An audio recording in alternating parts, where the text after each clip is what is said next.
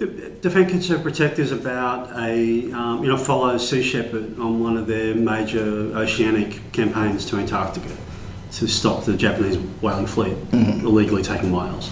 And so you follow 4 ships into the region. That's right. And the mission is to hamper as much as you can. Or that's the mission of the ships, of Sea Shepherd. You're a feature filmmaker. You make films. What's your involvement with Sea Shepherd? I'd been making a few little TV commercials for them. I'd made some promo videos for them. It was kind of my way of just giving back. I'd always made socially progressive films, and even some of the crazy science fiction films I've done. And they always had an underlying, kind of left-leaning kind of message. 25th Reich was about out of control ideology. When you dig into it, I'd made documentaries, or I'd shot documentaries as a cinematographer. Afghanistan and Spain, and so I'd come to documentary filmmaking as a cinematographer. So this was my first film. But you did not go on this adventure as an impartial observer, wanting to get both sides of the issue. This is an activist film. It's an activist film, and it talks a lot about it's about activism in art. Absolutely, there's a whole conversation there. And but I was working with them. They had wanted to make a film or something. I was sitting on a whole lot of campaign footage for a long time, and they said, "Look, we've got all this footage. We don't know what to do with it." And so I ended up taking everything and went out and shot a whole bunch of other footage. I shot interviews and minke whale footage and all sorts of things, and then over a 4-year period started to cut it all together, because it was thousands of hours. It was so much data, and so much content. But the footage on the seas, that's you with your crew, or is it them shooting stuff that you then edited together? That's right. So the campaign footage they had already, and I took that, and we took that and basically tried to cut that together as a... Okay, so you didn't go on... No, so I wasn't on the ship. So. And neither of your crew or your film crews were on the ship? No. This is footage that they shot? They shot, and a lot of it was, they had a lot of, amateur videographers, people that had never filmed before, people that had never sound recorded before, with quick kind of turnaround training programs to get them up to speed.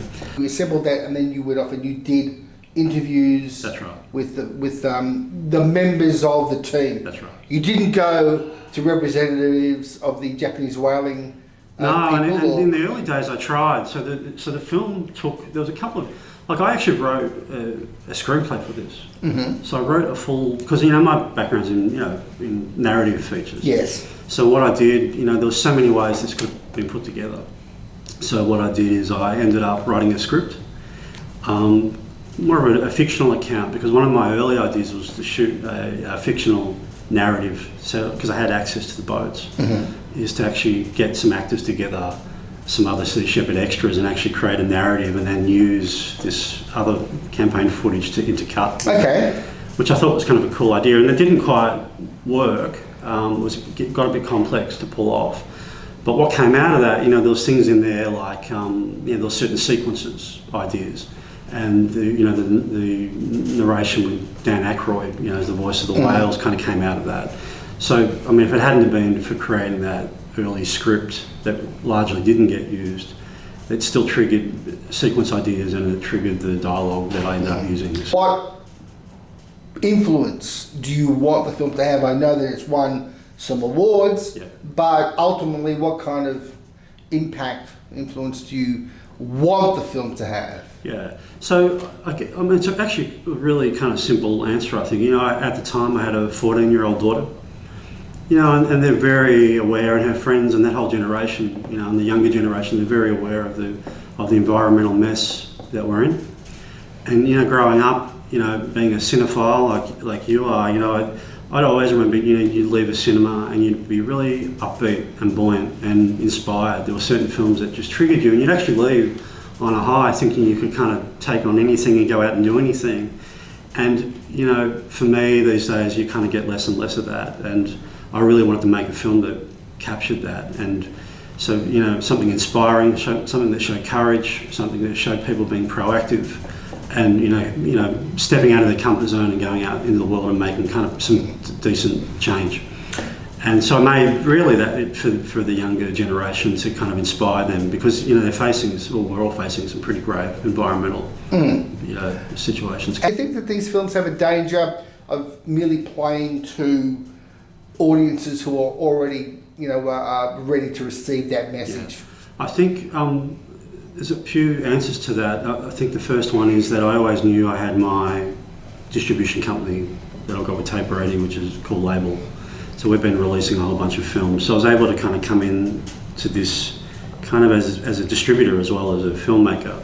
And the idea with the film was really not to preach to the converted. I always knew that we could probably get this under the nose of a broader group of Australians, which is kind of the idea of this theatrical release.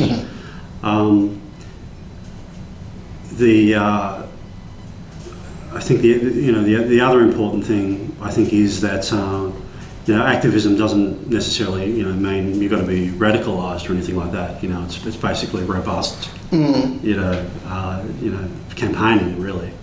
And for me that's what the power of the film is not so much that it's an anti-whaling film or a film about saving species, even though it's all of that. The power of the film is that it's been shot from the point of view of activists. Right. And and again, it's a microcosm of the broader issues that we're all going to have to kind of step up and take on that kind of role over the next decade or two. I mean, we're going to be forced to, all of us, to do that.